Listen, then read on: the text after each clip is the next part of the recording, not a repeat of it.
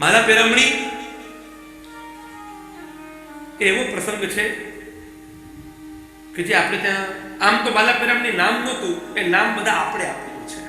આમ પ્રાચીન આપણે આનો ઇતિહાસ જોઈએ તો કૃષ્ણ ભટ્ટની વાર્તાના અંદર આપણને સ્ફુટ થાય છે આ વાત.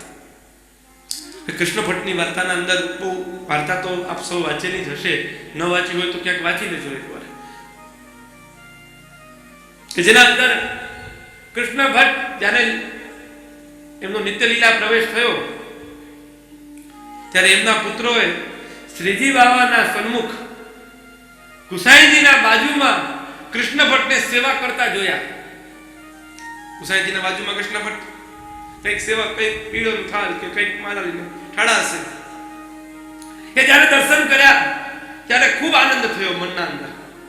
એ બાળકો પ્રસન્ન થઈ ગયા તો કે હજી પણ આપણા પિતાશ્રી ઠાકોરજીની સેવામાં તત્પર છે, એવો મનના અંદર આનંદ થયો. તો પાછા ઘરે આવ્યા. ઘરે આવી અને બધા જ વૈષ્ણવોને આમંત્રિત કર્યા. જેને જેને સાથે વૈષ્ણવી સંબંધ વ્યવહાર હોય એ બધા જ વૈષ્ણવોને બોલાવ્યા. પોતાના નિજ સેવ્ય શ્રી બાલકૃષ્ણજી પ્રભુને કંઈક સામગ્રી સિદ્ધ કરાવી, ગુરુને ભેટ મોકલાવી, અહીંયા સુંદર કંઈક સામગ્રી સિદ્ધ કરાવી. સામગ્રી સિદ્ધ કરી પ્રભુને ભોગ ધર્યા. પ્રભુને ભોગ ધર્યા પછી બધા જ વૈષ્ણવોને પ્રસાદ દેવડાવ્યો અને કંઈક કીર્તન, ભગવત કીર્તન કર્યા અને ખૂબ આનંદથી એ ઉત્સવ ઉજવ્યો. અને એ પરંપરા આપણી આગળ ચાલતી આવી. એ ભાવના એમ હતી કે આપણા વૈષ્ણવ આજથી મુક્ત થઈને ગોલોકધામમાં ગયા તો ગોલોકધામમાં એમને ઠાકોરજીની સેવામાં તત્પર થઈ ગયા હશે. એ સંસારમાંથી મુક્ત થઈ અને એ પ્રભુને અહીંયા પણ સેવા કરતા, પણ વધારે આનંદ એ છે કે અહીંયા ગયા પછી પણ સેવા કરે છે હજી, એવો અમને આનંદ છે. કદાચ જોયું ન હોય તો વિશ્વાસ છે કે મેં કૃષ્ણ ભટ્ટનો પ્રસંગ આપણે જોયેલો છે. એટલે એ પણ બ્રહ્મ સંબંધી હતા. ભલે આપણે એવા કર્મ કરીએ કે ન કરીએ, પણ આપણને એટલી ખબર પડે છે કે મહાપ્રભુજીને ઠાકોરજી એમ કીધું કે જાકો તુમ આત્મનિવેદન કરાઓગે તાકો મેં કબ હું ત્યાગ ન કरूंगा. આ વાત બહુ સ્પષ્ટ રૂપે સમજી લ્યો કે જેનો હસ્તમિલાપ બ્રહ્મ સંબંધના માધ્યમથી ઠાકોરજી જોડે થઈ ગયું છે તો પ્રભુ ક્યારે એનો હાથ છોડતા નથી. એટલે નિશ્ચિત વાત છે કે ઠાકોરજી એનો હાથ છોડતા નથી. એનો મતલબ કે એનો નિકાર લીલામાં થઈ ગયો છે, એ વાત નિશ્ચિત છે. તો એટલે એ આનંદની એક પ્રકારની અભિવ્યક્તિ કહી શકાય માલા પેરામની, કે એ આનંદની અભિવ્યક્તિ છે. એ દુઃખનો પ્રસંગ નથી, એ સુખનો પ્રસંગ છે. એ તમારા ઘરમાં કોઈ સારું પ્રસંગ આવતું હોય ને, શુભ પ્રસંગ, ત્યારે એના સાથે પણ માલા પેરામની કરાય, એમાં કોઈ દોષ નથી. એને દાડાની જેમ ટ્રીટ ન કરો.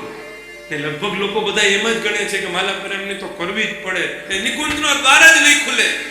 માલા પેરામની જેમ કરી તેમ મેં નિકુંજના દ્વાર ખોલ્યા અને માજી કે બાપા અંદર પ્રવેશ કર્યો નિકુંજમાં. આ પ્રકારની એટલી ગેરમાન્યતા હો આપણા સમાજના અંદર છે. અમુક વસ્તુઓ પરંપરા છે, પરંપરાની અવહેલના ન કરી શકાય. આપણે મનમાં વિચાર કરીએ કે ભાઈ પરંપરા બધી સાચી ન હોય, આ બરાબર સાચી ન હોય, પણ આ પરંપરાનો ભાવ સમજવો છે. આ પરંપરા વ્યવહારિક છે. અને જો કોઈ ને કોઈ મિસથી આપણે તો ભગવત નામ લેવાય છે ને, લોટી ઉત્સવ હોય, માલા પેરામણી હોય, એમને એમ રાજી ખુશી કઈ મનોરથ રાખ્યો હોય, શું વાંધો? અરે ગુરુ વૈષ્ણવની કઈક સેવા જ કરીએ છીએ ને, ખોટું કામ તો નથી કરતા, એમાં કઈ વાંધો નથી. તમે ખંતથી કરો, પણ આ વસ્તુની તકેદારી રાખો કે માલા પેરામણી એ અડધા લોકો તો એવા કે હજી બાધક ઉતરવાનું બીજે દિવસે કરે, એ કે કામ પતે મગજ મારી નહીં કીધું છે. આ રીતની માલા પેરામણીની વ્યાખ્યા કરવામાં આવે છે આપણા સમાજના અંદર. અને પાછા કારણો કેવા આપે, એટલે બેમાન બધા જતા રહેશે. પછી ઓલા મુંબઈ વાળા મહેમાન પાછા કોણ તેડાવે? અત્યારે ભેગા ભેગું આ વર્ષી કરી છે, ભેગા ભેગું માલા પેરામણી કરી લે. અડધા લોકો એમ કે રજા દેવી છે. આપણે ત્યાં એવી સયો શબ્દ વપરાય, રજા દેવી છે.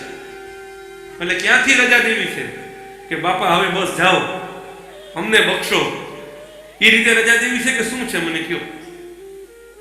આ રજા દેવાનો શબ્દ ખબર નહીં ક્યાંથી આવ્યો. અને એક હજી વિચિત્ર શબ્દ ઘણા માલા પેરામણી ન કરતા હોય ને તો એમ કે ના ના રાજી ખુશી મનોરથ રાખ્યો, રાજી ખુશી. તો માલા પેરામણી હું બળજબરી છે? વિચાર કરો તમે. રાજી ખુશી ને બળજબરી આવી વ્યાખ્યા કરીએ છીએ આપણે મનોરથ. અરે માલા પેરામણી રાજી ખુશી જોઈએ, એક નામ છે એનું કે ભાઈ એમને એમ કઈ મિસ નથી, રાજી ખુશી રાખ્યું, ચાલો એ બરાબર. પણ માલા પેરામણી થોડી કે દુખી દુખી છે. એ માલા પેરામણી રાજી ખુશી રાખ્યું, આનંદ થયો. કૃષ્ણ ભટ્ટ ઠાકોરજીની સેવામાં ગયા, એનો આનંદ થયો તો એમના બાળકોએ બધાએ મનોરથ કર્યો.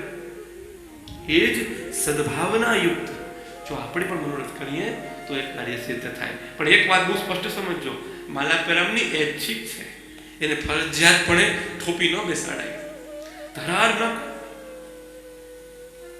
ઘણા તો એમ કે માલા પેરામણી ન કરે તો કોઈને ધંધા ન હાલતા હોય ને તો કે માલા પેરામણી નથી કરી, બાપુજી નહીં કે બાપુજી નડતા હશે, માલા પેરામણી કરી લે તું કે. કોઈ લગન તો થતા હોય તો કે માલા પેરામણી નથી કરી કે તું માલા પેરામણી કરી લે પેલા કે, નકર દુખી થશે કે. મતલબ કે એવી રીતે લોકોને ડરાવવા, જે મોથાડના શોખીન હશે ને એને ચાલુ કર્યું છે કદાચ, અને બીડાવસી જ મનોરથ કરશે. એવી રીતે લોકોને ડરાવવામાં આવે કે માલા પેરામણી તારે કરવી જ પડશે. આ મૂળતા છે, આવું ન કરો. મતલબ મારો કહેવાનો હેતુ એ છે કે માલા પેરામણી ખોટી નથી, માલા પેરામણીની અત્યારની રીત થોડીક ખોટી થઈ ગઈ છે, એને ખાલી થોડીક સુધારી લ્યો, બસ થોડોક બદલાવ કરી લ્યો.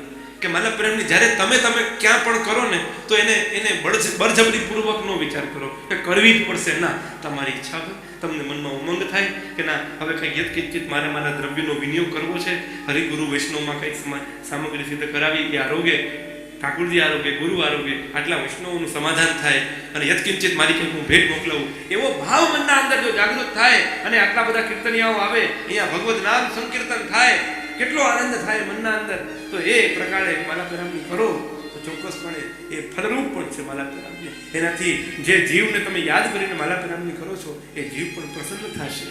એ ભાવનાથી કરો માલા પેરામણી. ઊંસા તુસી ન કરો અને 500 પાતળ રાખી મારે 1000 રાખી, એવી રીતે મનોરથ ન થાય.